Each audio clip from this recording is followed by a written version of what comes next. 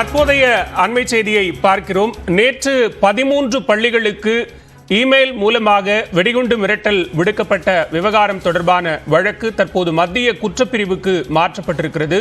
9 பிரிவுகளில் வழக்கு பதிவு செய்து விசாரணை நடைபெற்று வந்த நிலையில் அந்த வழக்குகள் அனைத்தும் சென்னை மத்திய குற்றப்பிரிவுக்கு மாற்றப்பட்டிருக்கிறது. இது தொடர்பான கூடுதல் விவரங்களோடு இணைகிறார் சிறப்பு செய்தியாளர் கோகுல்.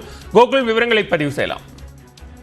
நேற்று தனியார் பள்ளிகளுக்கு வெடிகுண்டு மிரட்டல் விடுத்தல் தொடர்பான வழக்குகள் 9 காவல் நிலையங்களில் பதிவு செய்யப்பட்ட நிலையில அனைத்து வழக்குகளும் மத்திய குற்றப்பிரிவு போலீசாருடைய விசாரணைக்கு மாற்றப்பட்டிருக்கிறது. குறிப்பாக ஒரு வெளிநாட்டு நிறுவனத்துடைய மெயிலில் இருந்தால் இந்த மிரட்டலானது வந்திருக்கிறது.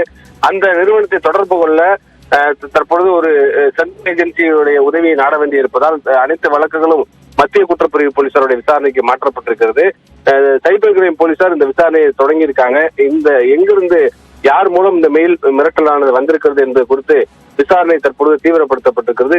ஏறக்குறைய 9 பள்ளிகள் தனித்தனியாக அளித்த புகாரின் அடிப்படையில சென்னையில் இருக்கக்கூடிய 9 காவல் நிலையங்கள்ல இந்த வழக்குகள் பதிவு செய்யப்பட்டு அனைத்து வழக்குகளும் விசாரணைக்கு தற்பொழுது மத்திய குற்றப்பிரிவு போலீசாருக்கு மாற்றப்பட்டிருக்கிறது.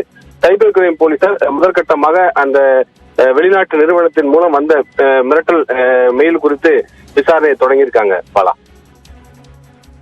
நன்றி கோகுல், விரிவான விவரங்களுக்கு.